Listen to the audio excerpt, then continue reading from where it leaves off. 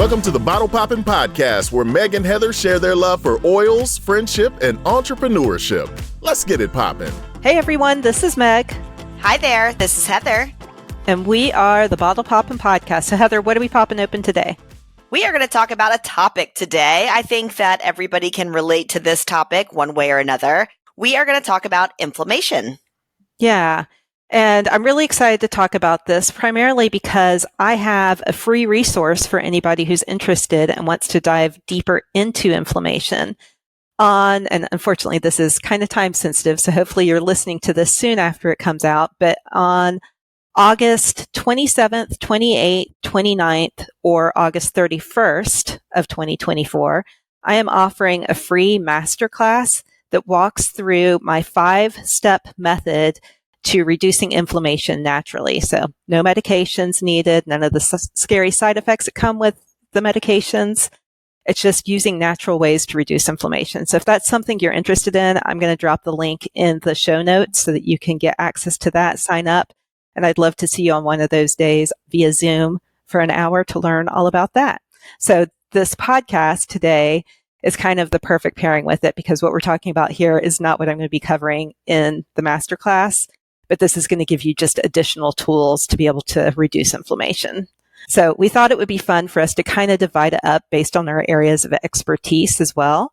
Heather, as a physical therapy assistant, obviously is working a lot with people who come in because they have aches and pains that they are feeling throughout their body, or maybe they've gone through a major injury and need help with that. And I think a lot of times that's what we think of with inflammation is those things outside of our body. And then I'm going to talk more about the things that are happening inside of the body that create aches and pains. So from a nutritionist and the functional medicine standpoint, those areas that cause inflammation. So I thought we'd start with Heather giving a few tips and recommendations and doTERRA products to use for that.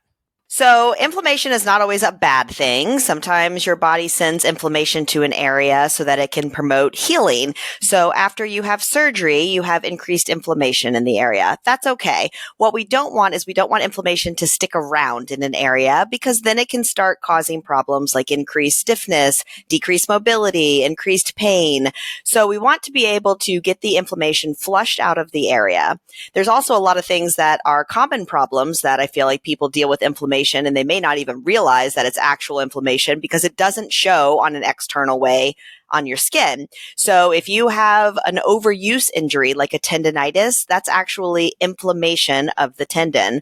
Arthritis is inflammation in the joint. So a lot of people are probably dealing with various levels of inflammation without even realizing it. We can reduce inflammation on the outside of the skin, oftentimes by using things like ice or compression so that the area can get improved circulation and flush that out of there. If we're talking about topical use application from a doTERRA standpoint, my favorite thing to use is the Deep Blue stick. This now has copaiba in it when they updated the formula of the stick, and copaiba is a fantastic anti-inflammatory by itself. So if you wanted to do topical application of the copaiba oil, you definitely could, but now it simply comes in this Deep Blue stick, which is makes it really easy to apply. We use this at the office. It's real easy for me just to kind of roll on my hand and then roll on the area that I need to apply to somebody. My dad used to love the Deep Blue rub. And when the stick came out, I was like, oh, you should get the stick. To me, it works even better and it's easier for application. He's like, no, I will not stop using the rub. He likes the idea of rubbing it into his skin. So whatever, to each their own, but an option for either party there. The other idea, and this came from the Modern Essentials book, is that you could put 3 drops of frankincense and 2 drops of lavender in a bowl of cold water and then dampen a washcloth in the water and then hold that washcloth on the location that you're having the inflammation, usually from a post-injury at that point, for 15 to 30 minutes. Those are if you want to do topical application. But if we're talking about seriously trying to reduce the inflammation and improve our body's inflammatory response, we really move the direction of supplements. So first, I'm going to talk about copaiba just because I already mentioned how good of an anti-inflammatory the oil is. They actually sell this in soft gel form. I believe it's 2 drops per every capsule. And so it's really easy to take. And then you don't have to worry about messing with the oil itself. Another option for more, to me, general aches and pains, but they're often associated with the inflammation, is the Deep Blue Polyphenol Complex. So this is a combination of different oils as well as other supplements to improve the body's inflammatory response and help decrease pain symptoms. This is my go-to for just kind of like general temporary pain relief if I'm having like a sudden onset of something. I will say I've used that for menstrual cramps too. Oh, that's a good idea. Yeah. And finally, I feel like this is one that a lot of people have heard about, and I feel like there's a lot of controversy of how this should be used. So turmeric is very good at improving the body's healthy inflammatory response.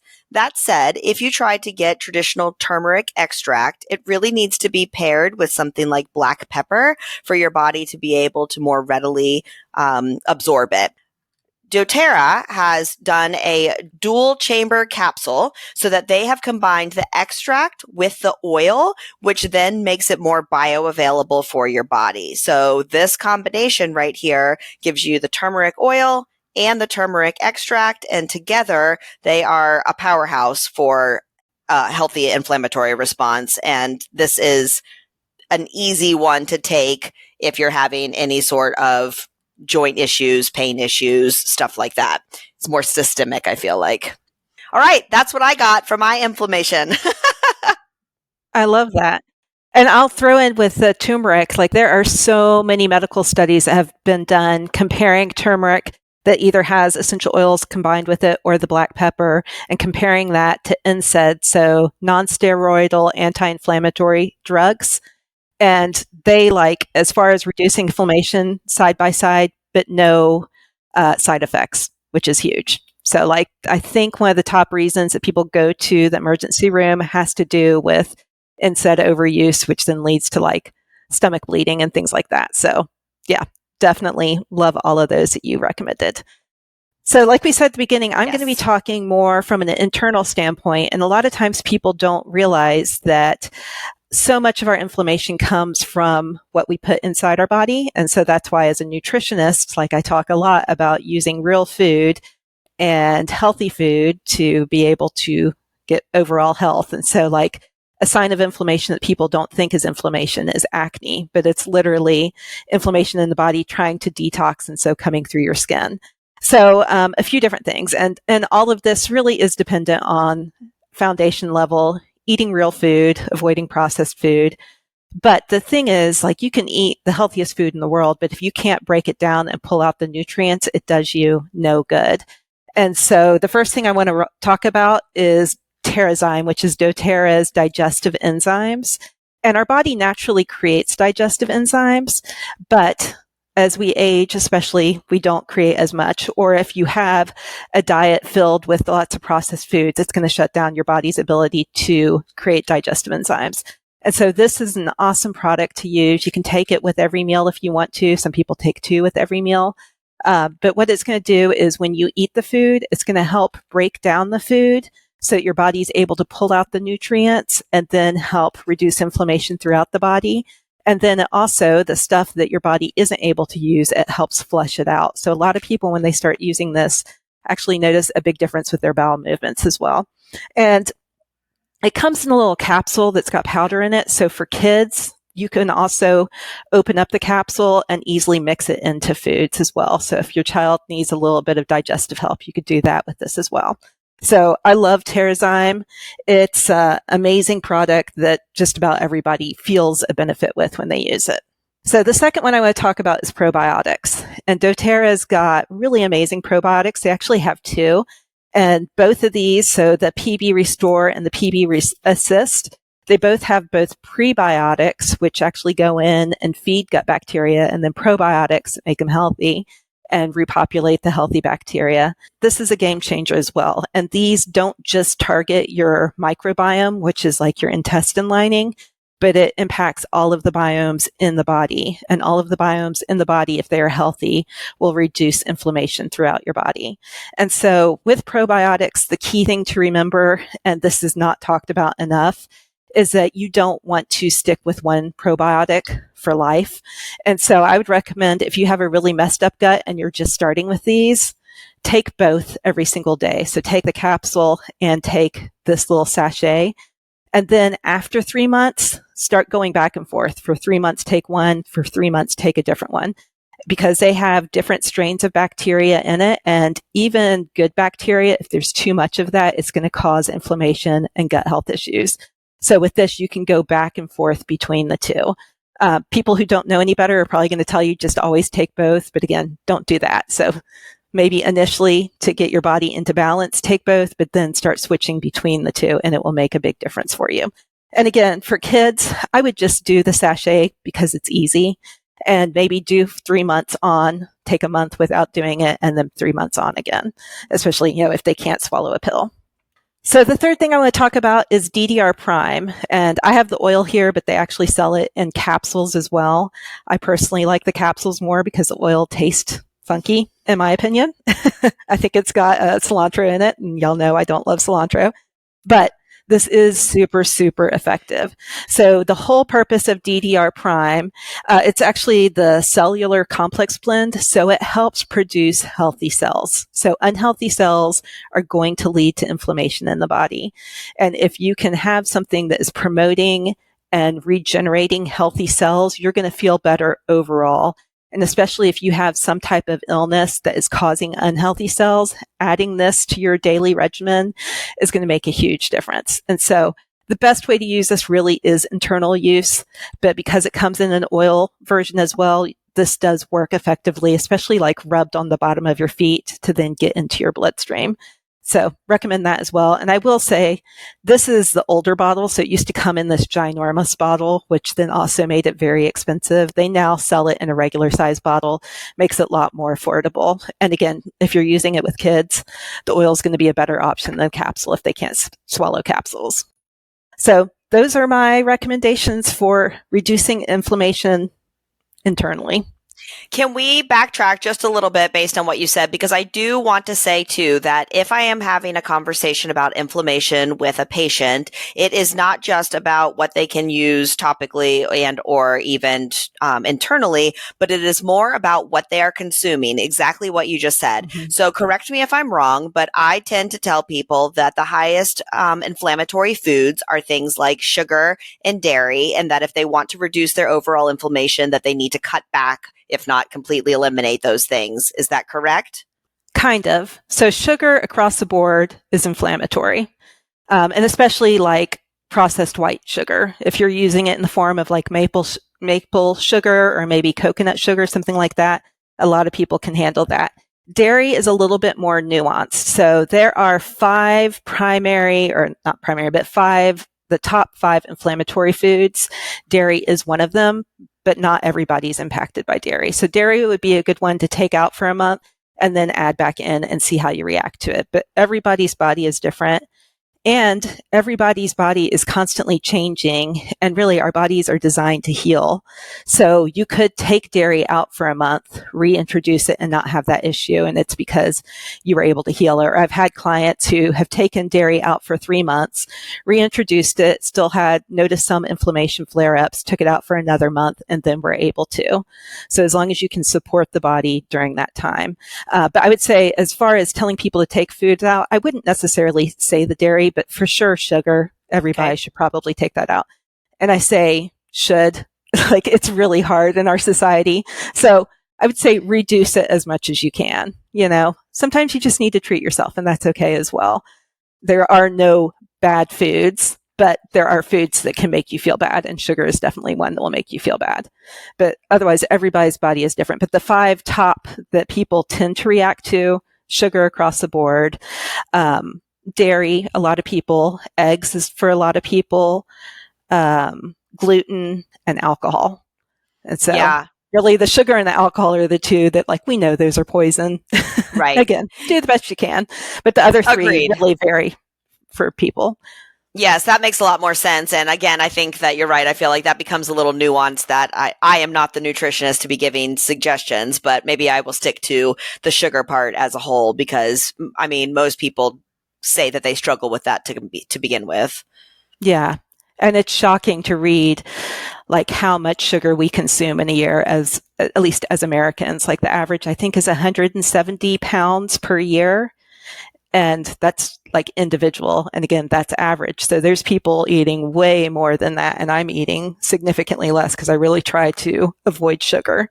And so like, and you think about it in those terms, it's pretty scary. And sugar is like snuck into everything because sugar is addictive. And so like read your labels. I don't care that much about the calories and the macros and all of that, but read what's in your ingredients. So like the amount of pasta sauces that have sugar in it, and pasta sauces are not a sweet thing. Like it's not like we're putting syrup. We don't think we're putting syrup on top of our noodles, but a lot of times we kind of are. Yikes. That makes it sound terrible. Yes. Okay. Well, and I want to just be really clear here. So we always put in our show notes where people can purchase the products that we have been talking about. So if you feel like you fall into one of these categories and you're interested in one of these products, by all means, go into the show notes, pick which one you want, and you can purchase it. But because this conversation is a little bit more nuanced, as you said before, I want to make sure that people know that you can't just take supplements and expect them to do all of the thing for you. You really do have to make lifestyle changes. And from a physical therapy perspective, if you are constantly doing something to your body that's re-injuring the same area over and over again, hello, maybe you need to cut back or change the way you're doing that. Maybe your positioning's not good, but don't expect things that you're using to solve the problem for you. Sometimes you have to look a little bit more introspectively and be able to figure out like, oh, it's not just this. I need to change my lifestyle in this way to improve. Yeah, such a good point. And I'll throw in there as well, like it can be lifestyle stuff, but it also could be emotions. And so that's like a whole nother rabbit trail we could go down, but just know everything is nuanced and there's layers to things. And the healing journey is never linear either. But I promise you, if you start going down these paths of just taking care of your foundational health with these tools as well that we've talked about here, it will make a difference. So can't recommend it enough to start trying to get healthy. In fact, something I've been thinking about a lot. I work out with the Peloton app, and there is a Peloton instructor who says this all the time. She says, aging is a privilege, strength is a choice. And I would change it slightly to say aging is a privilege, health is a choice, because I think a lot of people don't realize you actually do have to choose to be healthy. Our society is set up in a way to make it so easy to not move our bodies, to not eat the healthy foods, to not cook our own foods. Like we have so many ways to distract us from health. And so it has to be a choice. Yes. That is an excellent way to end this. I think that was very well said. Yes. Awesome. All right. Well, thank you so much for listening. Like I said, if you want to join my free masterclass, definitely sign up for that. The link is in the show notes. And if you have a friend who's struggling with inflammation, please send them this podcast. Let them hear this. Let them know that there is hope and there are amazing tools that they can use to start to reduce inflammation. Thanks for tuning in. For more information, you can follow these bottle poppin' ladies at bottlepoppinpodcast.com. Tune in next week to learn about what bottle we're poppin'. Until next time, take care. These statements have not been evaluated by the Food and Drug Administration. This podcast is not intended to treat, diagnose, cure, or prevent any disease.